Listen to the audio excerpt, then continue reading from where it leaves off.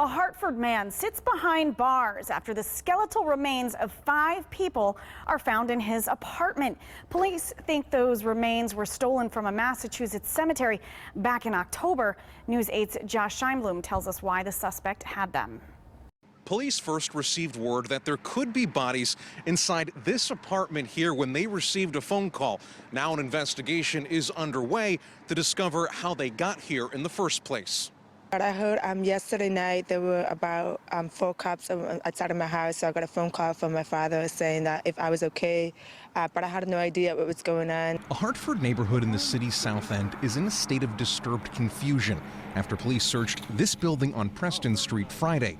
I hope the person who was involved in this, pays the price for this type of things going on.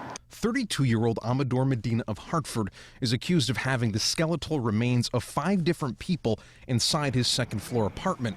Authorities tell News 8 he was cooperative when they entered his residence and even showed them where the remains were located. Police describe Medina as a self-proclaimed Santeria priest who planned to use the bodies for religious purposes.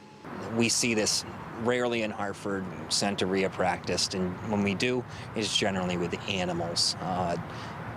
Even more rarely, you get a human remains involved, and we have seen it here in Hartford. The bodies of those recovered had been deceased from as far back as 1904. The most recent had been dead since the 1970s. They also range in ages and sex. Do you think it's possible there could be more people implicated in this over the course of your investigation? Investigation's ongoing, and I would certainly think that that could be possible. It's unclear how the bodies were obtained by Medina. However, officials with the Hartford Police Department say they think the remains were originally stolen from a cemetery in Worcester, Massachusetts, adding they are working with police there to make sure the remains are returned to where they belong. Once extradited to Massachusetts, he'll face any charges that are related to the disinterments.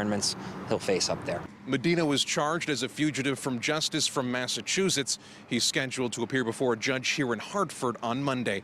For now, we're in Hartford. Josh Scheinblum, News 8.